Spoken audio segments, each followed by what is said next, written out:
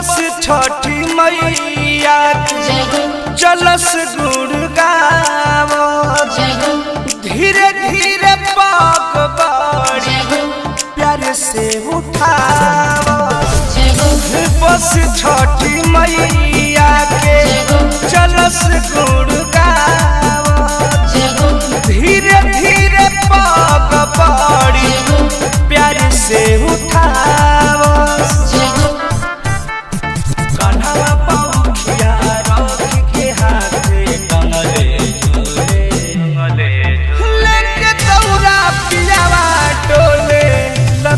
गोले गोले लेके दौरा पिया बटोले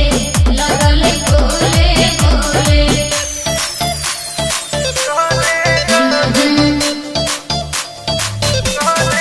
बटो बटो हिया माई के दल चलल बाटे बटो बटो हिया माई के दल चलल बाटे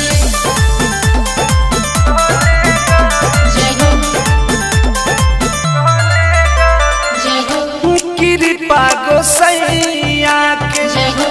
जेकरा पहुँचाला पर घाट लाग जाला